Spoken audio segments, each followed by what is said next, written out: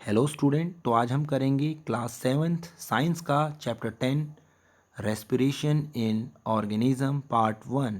Now let's start. आज के इस वीडियो में हम सबसे पहले समझेंगे student, why do we respire. हम रेस्पायर क्यों करते हैं, हम रेस्पायर क्यों करते हैं। ओके स्टूडेंट, तो समझिए student, we respire to get energy, we respire to get energy from food. Food contain, we know student, we know that food contains stored energy. Food contains stored energy. When we respire, the food is broken down in the cell of our body with the help of oxygen and release energy. It means respiration is a process, respiration is the process by which body gets energy, body gets energy. और ये energy हमें कहाँ से मिलती है student? By the break down of food, because food contain stored form of energy, stored form of energy. Food के अंदर student stored form of energy होती है। तो वाई वी नीड एनर्जी, हमें एनर्जी की ज़रूरत क्यों होती है स्टूडेंट? वाई? हम अपने, अगर हम देखें स्टूडेंट, हमारी बॉडी में बहुत सारे प्रोसेसेस होते हैं, बहुत सारे लाइफ प्रोसेसेस होते हैं, जिसमें ट्रांसपोर्टेशन होता है, जिसमें न्यूट्रिशन होता है, excretion is there, reproduction is there, so many life processes is performed by our body. So for all these life processes we need energy, we need energy. This energy we get from the food, we get from food, because food contain stored energy, stored energy. Okay, or this energy is, this energy is this energy is our body get this energy from food by the process called respiration, by the process called respiration. Okay, तो बात ये है student, यहाँ पर total बात ये निकल के आई कि रेस्पिरेशन एक ऐसा प्रोसेस है स्टूडेंट जिससे हम फूड के अंदर की जो स्टोर्ड एनर्जी है स्टूडेंट, उसको लेते हैं with the help of oxygen. Oxygen glucose के साथ कंबाइन होकर, यानी फूड के साथ कंबाइन होके एनर्जी रिलीज़ करती है, और उस एनर्जी को स्टूडेंट हम डिफरेंट डिफरेंट लाइफ प्रोसेसेस को करने के लिए यूटिलाइज करते हैं। Okay, hope you understand.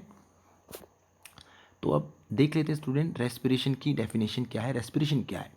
It is a process by which food, you can say also say glucose, is broken down in the cell, broken down in the cell of the body with the help of oxygen to release energy.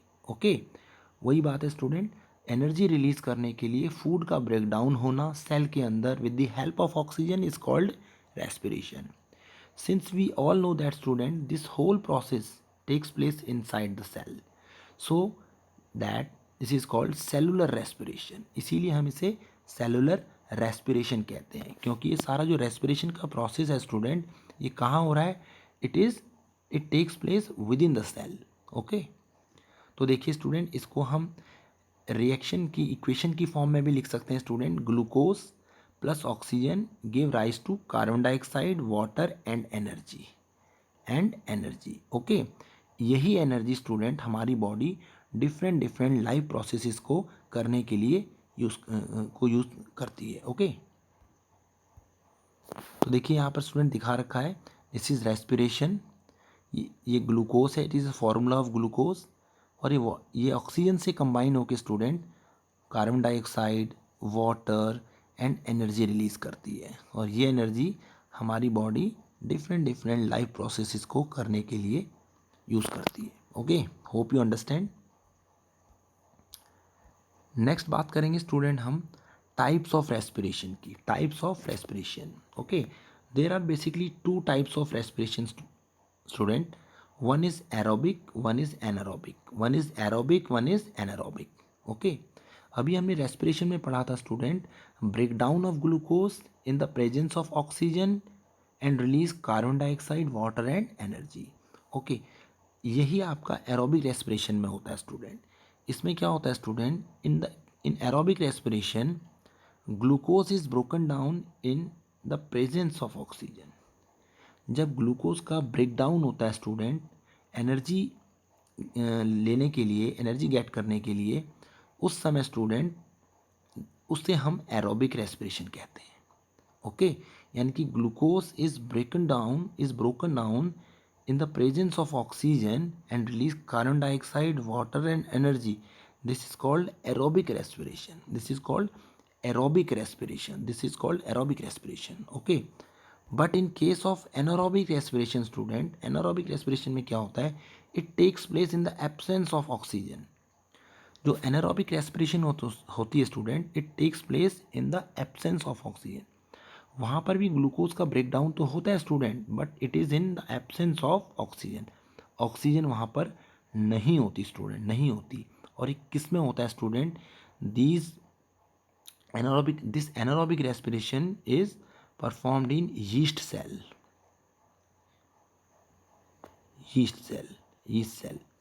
जो single cell होते हैं student, single cellular organism है, ये single cell से बने हुए हैं student. These are called yeast cell. ये फर्मेंटेशन करते हैं और फर्मेंटेशन करके अल्कोहल बनाते हैं student.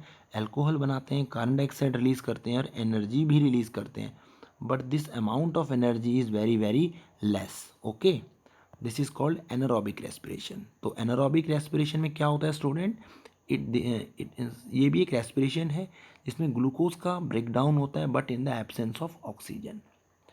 Okay, in the absence of oxygen. और वो क्या रिलीज़ करती है स्टूडेंट? अल्कोहल रिलीज़ करती है। जो वाइन बनती है स्टूडेंट, अल्कोहल बनती है, बियर बनती है, ये इसी प्रोसेस से बनती है। एनारोबिक रेस्पिरेशन के प्रोसेस से ही इसको बनाया जाता है, जिसे यीस्ट बनाते हैं, जिस कॉल्ड फर्मेंटेशन। ओके स्टूडेंट, और हमारी बॉडी में भी स्टूडेंट एक एनारोबिक रेस्पिरेशन हमारी बॉडी में भी होता है। कब होता है स्टूडेंट? जब हम कोई भी, हमारे मसल्स जो होते हैं student, in anaerobic respiration in our muscle cell glucose is broken down in the absence of oxygen to release lactic acid and energy. जब हम बहुत ज़्यादा विगरस एक्सरसाइज करते हैं स्टूडेंट, बहुत ज़्यादा भागते हैं या कोई भी ऐसा काम करते हैं जिसमें हमारी बॉडी बहुत ज़्यादा एनर्जी रिलीज़ कर देती है और हमारे बॉडी को ऑक्सीजन चाहिए, हमारी बॉडी को ऑक्सीजन चाहिए स्टूडेंट, और ऑक्सीजन जो हमारी बॉडी को मिलती है वो क्या मिलती है? वो ग्लूकोज के ब्रेकडाउन की जो ऑक्सीजन मिलती है स्टूडेंट, वो नहीं मिल पाती है, या यू कैन से इट इज़ लिमिटेड। हमारी बॉडी को ऑक्सीजन जब नहीं मिलती स्टूडेंट, तो ग्लूकोज का या मिलती है या नहीं मिलती, या लिमिटेड मिलती है, सफिशिएंट सप्लाई नहीं होती स्टूडेंट। ओके, एब्सेंस होती है या लिमिटेड होता है। तो in that case the glucose is break down in the absence of oxygen, or you can say in the limited supply of oxygen, the glucose give lactic acid। Glucose क्या produce करता है student?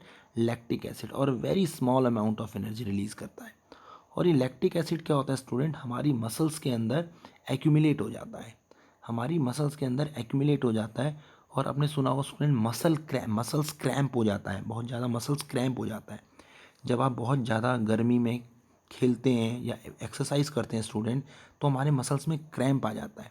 उस cramp का यही कारण है student, lactic acid हमारे muscles के अंदर एक्यूमुलेट हो जाता है।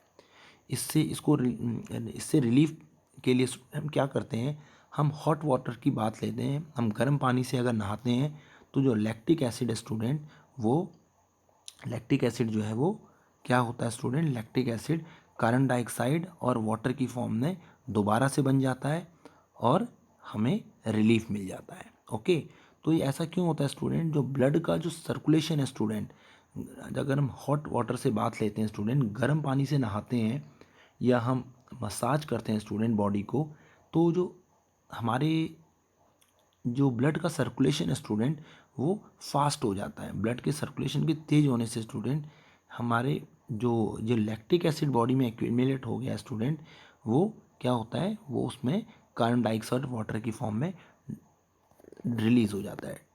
ओके, तो स्टूडेंट हमने समझा रेस्पिरेशन दो तरीके का होता है, one is aerobic, one is anaerobic. Aerobic respiration में प्रेजेंस ऑफ ऑक्सीजन में होता है, anaerobic respiration in the absence of oxygen होता है। और ह्यूमन बॉडी के अंदर भी एनारोबिक रेस्पिरेशन होता है, इन द एब्सेंस ऑफ ऑक्सीजन होता है। You can also say that is it is in the limited supply of oxygen से होता है। ओके, तो उसमें लैक्टिक एसिड बनता है स्टूडेंट, लैक्टिक एसिड बनता है, और जब एब्सेंस होता है स्टूडेंट यीस्ट के केस में वहाँ अल्कोहल बनती है। Okay, hope you understand about this types of respiration. Okay student, अब बात करते हैं स्टूडेंट ब्रीदिंग की। ब्रीदिंग, नॉर्मली सब यही सोचते हैं ब्रीदिंग और रेस्पिरेशन एक ही चीज़ है, बट नो स्टूडेंट, ये एक ही चीज़ नहीं है। Breathing is completely different from respiration. Breathing क्या है student? Breathing is the process by which oxygen rich air is taken in and carbon dioxide rich air is given out with the help of our respiratory organ। हम अपने respiratory organ से student जो oxygen rich air है उसको inhale करते हैं student, अपनी body के अंदर लेके जाते हैं स्टूडेंट ऑक्सीजन रिच एयर को। और जिस एयर में ऑक्सीजन नहीं होती या कम होती है student, you can also say that it is rich in carbon dioxide. उस एयर को हम अपनी बॉडी से बाहर निकालते हैं स्टूडेंट, गिवन आउट, बाहर निकालते हैं। Okay, this is called exhalation. और अगर ऑक्सीजन रिच एयर को हम अपनी बॉडी में लेते हैं, टेक करते हैं स्टूडेंट, इनटेक करते हैं ऑक्सीजन रिच एयर का, दिस इज कॉल्ड इनहेलेशन। और जो हम giving out of air rich in carbon dioxide वाली एयर, जिस एयर में रिच कार्बन डाइऑक्साइड है स्टूडेंट, बहुत ज़्यादा कार्बन डाइऑक्साइड है, उसको जब हम बाहर निकालते हैं स्टूडेंट, इसे बोलते हैं एक्सहेलेशन। ओके, इसे कहते हैं exhalation. This inhalation and exhalation is called breathing. इसी को हम ब्रीदिंग कहते हैं स्टूडेंट। इनहेल करना, एक्सहेल करना, दिस इज ब्रीदिंग। और ब्रीदिंग एक फिजिकल फिनोमेना है स्टूडेंट। हम अननोइंगली भी इसको करते रहते हैं, हमें पता नहीं चलता हम ब्रीदिंग कर रहे हैं। ओके, जब कभी भी ऐसा होता है स्टूडेंट, जब भी हम ब्रीदिंग करते हैं स्टूडेंट, हमें पता नहीं है हम इनहेल कर रहे हैं, हमारी बॉडी में इनहेलेशन के थ्रू ऑक्सीजन जा रही है, और वही ऑक्सीजन जो है स्टूडेंट एयर की, हम इनहेल करते हैं एयर, और एयर का जो उसमें ऑक्सीजन का पार्ट है student, this oxygen part is help in the break down of glucose. यानी कि वो ग्लूकोज के ब्रेक डाउन में हेल्प करता है स्टूडेंट ऑक्सीजन, और हमें एनर्जी मिलती है।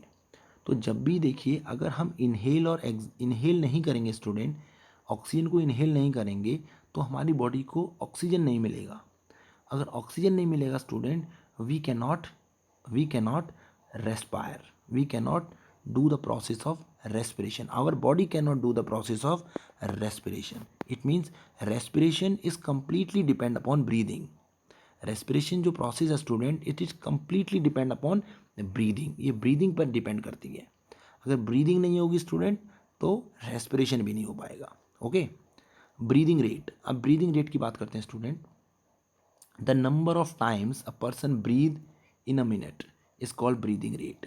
ब्रीदिंग रेट का मतलब स्टूडेंट,